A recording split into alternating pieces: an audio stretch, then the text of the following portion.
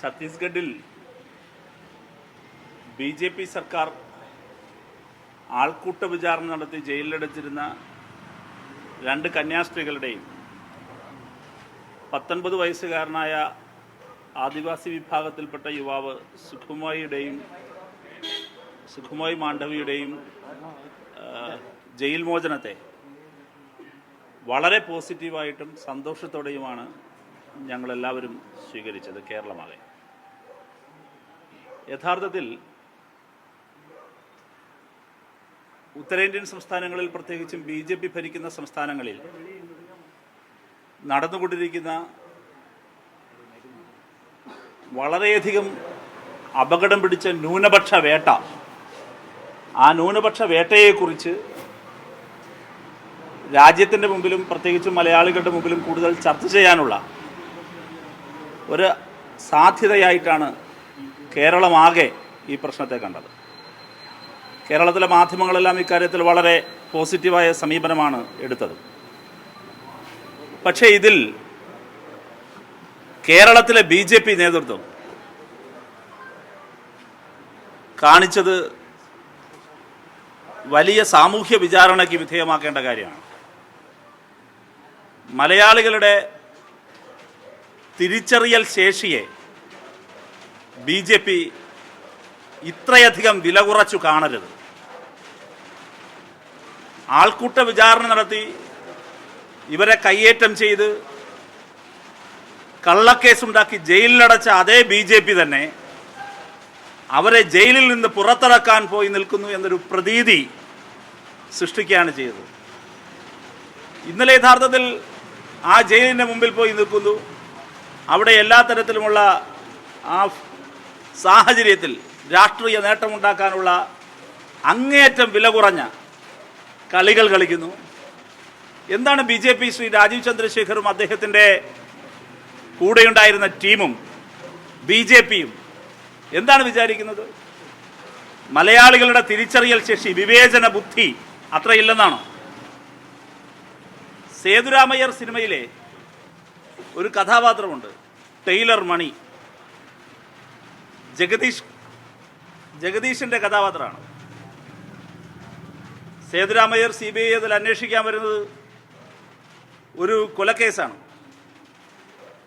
ഒരു സ്ത്രീയുടെ ഒരാളുടെ കൊലപാതകം. അതിൽ ആ കൊലപാതകം ചെയ്ത ടൈലർ മണി തന്നെ, ക്രൂരമായ കൊലപാതകം ചെയ്ത ടൈലർ മണി തന്നെ പൗരസമിതി ഉണ്ടാക്കും, പ്രക്ഷോഭം സംഘടിക്കും, CBI വരണമെന്നാവശ്യപ്പെടും.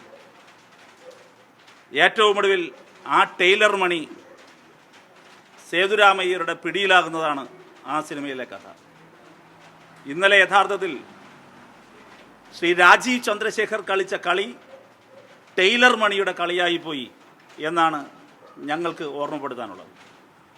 അവർ തന്നെ കുറ്റം ചെയ്യുന്നു, അവർ തന്നെ ആളുകളെ പിടിച്ചകത്തിടുന്നു, അവർ തന്നെ ക്രൂരമായവരെ ആൾക്കൂട്ട വിചാരണ നടത്തുന്നു. എന്നിട്ട് ഏറ്റവും ഒടുവിൽ ജയിലിൻ്റെ മുമ്പിൽ പോയി ടൈലർ മണിമാരാകുന്നു. അങ്ങനെ ടൈലർ മണിമാരായാൽ അതൊക്കെ തിരിച്ചറിയാൻ ശേഷിയില്ലാത്ത മനുഷ്യരാണ്. ഇതുകൊണ്ടെല്ലാം അങ്ങ് ശരിയായിക്കൊള്ളും, ഞങ്ങൾക്ക് രാഷ്ട്രീയമായി ഇതിലും മുതലെടുപ്പ് നടത്താം എന്നെല്ലാം കരുതിയാൽ അത് മലയാളികളുടെ വിവേചന ബുദ്ധിയെ BJP ഇത്ര കണ്ട് കുറച്ചു കാണരുത് എന്നാണ് BJPയോട് ആവശ്യപ്പെടാനുള്ളത്. അതിൻ്റെ ഏറ്റവും വലിയ ഉദാഹരണമാണ് ഇന്നത്തെ ദീപികയുടെ മുഖപ്രസംഗം. അത് BJPയുടെ ഈ ടൈലർ മണിമാർക്കുള്ള മുഖമടിച്ചുള്ള അടിയാണ്, മുഖത്തേറ്റ അടിയാണ്. കേരളത്തിൽ ജനങ്ങൾ തിരിച്ചറിയുകയാണ്, അത് BJP ഒറ്റപ്പെടുത്തേണ്ട ഒരു രാഷ്ട്രീയ കക്ഷിയാണ്. സംഘപരിവാർ ഭരണഘടനയ്ക്ക് അപകടമാണ്, മതസ്വാതന്ത്ര്യത്തിന് അപകടമാണ്, മതേതരത്വത്തിന് അപകടമാണ് എന്ന് ഒരിക്കൽ കൂടി മലയാളികൾ തിരിച്ചറിയുകയാണ്. കൂടുതൽ ശക്തമായി ഇക്കാര്യത്തിൽ പ്രചരണങ്ങൾ ഇനിയും ആവശ്യമുണ്ട്. ഇവരെ ഒറ്റപ്പെടുത്തേണ്ട ആവശ്യകതയുണ്ട്. നമ്മുടെ നാട്ടിലൊന്നും ഇത് ആവർത്തിക്കാൻ പാടില്ല. ഇന്നലെ ശ്രീ ക്ലിമിസ് തിരുമേനി മാധ്യമങ്ങളെ കണ്ടപ്പോൾ പറഞ്ഞൊരു കാര്യം വളരെ പ്രസക്തമാണ്. ഒരു മാധ്യമപ്രവർത്തകൻ, നിങ്ങളാരോ തന്നെയാണ്, അദ്ദേഹം തിരുവനന്തപുരത്താണ് കണ്ടതെന്ന് തോന്നുന്നു, ചോദ്യത്തിന് ഉത്തരമായി പറഞ്ഞു, കേരളത്തിൽ ഇതിങ്ങനെ ഉണ്ടാകുമോ എന്ന് പ്രതീക്ഷിക്കുന്നുണ്ടോ എന്ന് ചോദിച്ചു. ആ ചോദ്യത്തിനോട് അദ്ദേഹം പ്രതികരിച്ചത് വളരെ പ്രസക്തമായൊരു കാര്യമാണ്. ക്ലിമിസ് ബാബു പറഞ്ഞു, കേരളത്തിൽ നിങ്ങളൊക്കെ ഇല്ലേ എന്നാണ് ആദ്യം നിങ്ങളുടെ മുഖത്ത് നോക്കി ചോദിച്ചത്. എന്നിട്ട് അദ്ദേഹം ആവർത്തിച്ചൊരു കാര്യം, കേരളം സമ്പൂർണ്ണ സാക്ഷരത നേടിയ നാടാണ്, തിരിച്ചറിവുള്ള നാടാണ്. ആ നാട്ടിൽ ക്രിസ്ത്യാനിക്കും ഹിന്ദുവിനും മുസ്ലിമിനുമെല്ലാം സംരക്ഷണം ഒരുക്കാൻ സാധിക്കും എന്നൊരു ആത്മവിശ്വാസം അദ്ദേഹം പ്രകടിപ്പിച്ചു.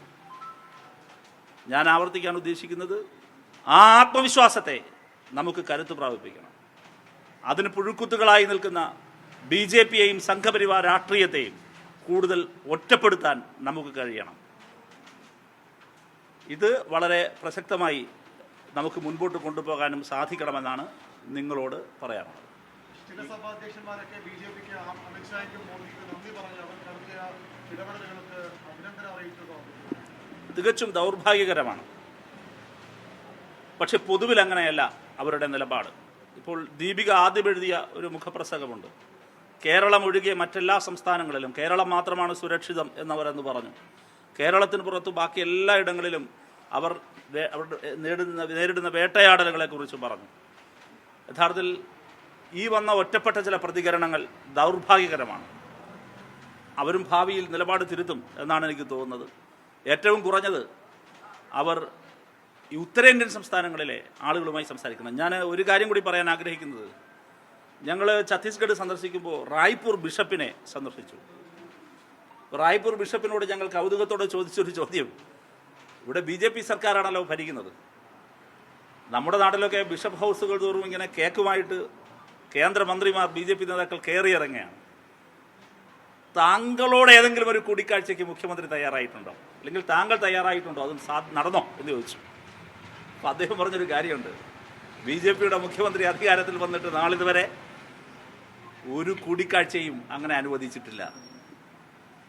നിങ്ങൾ നോക്കൂ, റായ്പൂരിലെ ബിഷപ്പ് ഛത്തീസ്ഗഡിലെ ബിഷപ്പിനെ തേടി അവിടുത്തെ മുഖ്യമന്ത്രി വരുന്നില്ല, BJP വരുന്നേ ഇല്ല, ഒരു കൂടിക്കാഴ്ചയും ഇല്ല, ഒരു ഡയലോഗും ഇല്ല, തെരുവിൽ നേരിടുകയാണ്.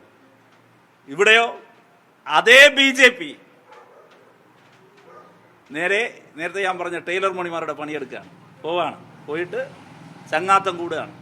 അങ്ങനെ ചങ്ങാത്തം കൂടി 4 കേക്ക് കണ്ടാൽ ഇവരെയെല്ലാം ആ 4 കേക്ക് കൊടുത്ത് ഈ പുഞ്ചിരി കൊണ്ട് പ്രലോഭനങ്ങൾ കൊണ്ട് കൂടെ നിർത്താമെന്നെല്ലാം കരുതിയാൽ സമ്പൂർണ്ണ സാക്ഷരത നേടിയ നല്ല ആത്മാഭിമാനമുള്ള മലയാളികളുടെ വിവേചന ബുദ്ധിയെ അവർ കുറച്ചു കാണുകയാണ്. മലയാളി നന്നായി പത്രം വായിക്കുന്നവരാണ്, നന്നായി വാർത്തകൾ അവലോകനം ചെയ്യുന്നവരാണ്, ഈ രാജ്യത്തെവിടെയും നടക്കുന്ന കാര്യങ്ങളെ കൃത്യമായി വിലയിരുത്താൻ ശേഷിയുള്ളവരാണ്. അവരാണ് ബഹുഭൂരിപക്ഷം. അതുകൊണ്ട് ആ ഒറ്റപ്പെട്ട ശബ്ദങ്ങൾ പിന്നീട് അവരും തിരുത്തും എന്നാണ് ഞാൻ കരുതുന്നത്. കഴിഞ്ഞ തെരഞ്ഞെടുപ്പിന് മുമ്പ് ഈ സ്വർണ്ണ കിരീടവുമായി പോയ ഒരു MP ഉണ്ട്, തിരുവനന്തപുരത്ത് നിന്ന്, കേരളത്തിൽ നിന്നുള്ള ആളാണ്. അദ്ദേഹം ഈ കാര്യവുമായി ബന്ധപ്പെട്ട് മലയാളികളായ കന്യാസ്ത്രീകൾ അറസ്റ്റ് ചെയ്തതുമായി ബന്ധപ്പെട്ട ഒരു പ്രതികരണം ഇതുവരെ നടത്തിയിട്ടുണ്ട്.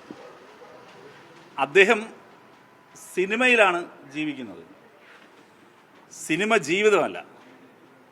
പിന്നെ ആ സിനിമയും അദ്ദേഹത്തിൻ്റെ താരപ്രഭയും കണ്ടപ്പോൾ തൃശ്ശൂരിലെ കുറേയധികം വോട്ടർമാർക്ക് കുറച്ച് അബദ്ധം പറ്റിയിട്ടുണ്ട്. ആ അബദ്ധം വൈകാതെ തിരുത്തും എന്ന് തന്നെയാണ് ഞങ്ങൾ പ്രതീക്ഷിക്കുന്നത്. കേരളത്തിൽ ഈ സന്ദർഭത്തിൽ ഏറ്റവും അധികം പശ്ചാത്തപിച്ചിട്ടുള്ള ആരായിരിക്കും? അത് സുരേഷ് ഗോപിക്ക് വോട്ട് ചെയ്തു പോയ തൃശ്ശൂരുകാരായിരിക്കും എന്ന് ഞാൻ കരുതുകയാണ്. എവിടെ പോയി ഭരചന്ദ്രൻ IPS?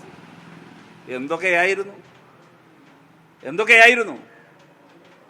അപ്പോൾ അതെല്ലാം വെറും താരജാടകൾ മാത്രമാണ്.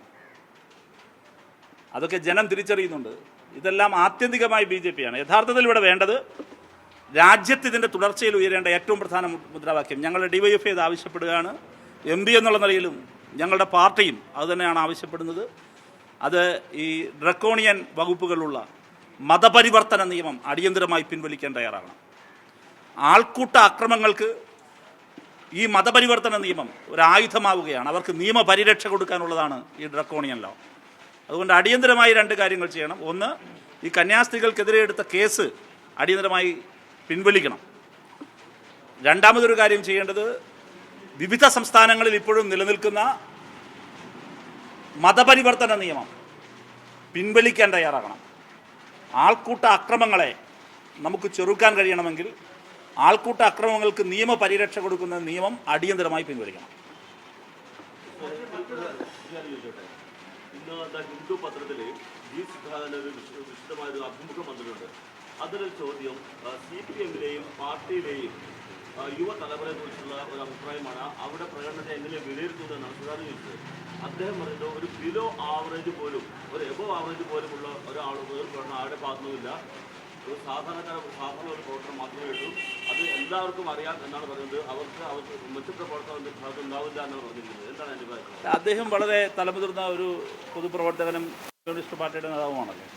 അപ്പോൾ അദ്ദേഹത്തിൻ്റെ അഭിപ്രായമാണ് അദ്ദേഹം പറഞ്ഞത്. അപ്പോൾ അദ്ദേഹത്തിൻ്റെ അഭിപ്രായം അദ്ദേഹം പറഞ്ഞു, അത്രയേ ഉള്ളൂ. അതിലേറെ പ്രത്യേകിച്ച് ഞങ്ങൾക്ക് പ്രത്യേകിച്ചൊന്നും പറയാനില്ല.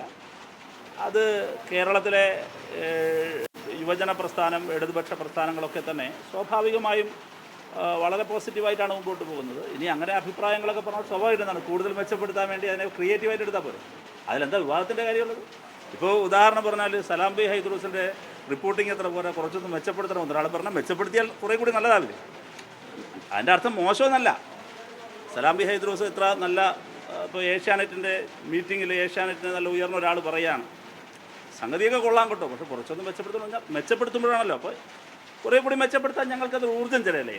തീർച്ചയായിട്ടും ഇതാണ് പോസിറ്റീവ് ഇഫക്റ്റ് വരുള്ളൂ. അല്ല, അത് ഏതായാലും ഇപ്പോൾ ഒരാൾ പറയാണ് കുറച്ചുകൂടി മെച്ചപ്പെടുത്തണം കേട്ടോ എന്ന് പറഞ്ഞാൽ മെച്ചപ്പെടുത്തേണ്ട ഗുണം ആർക്കാ?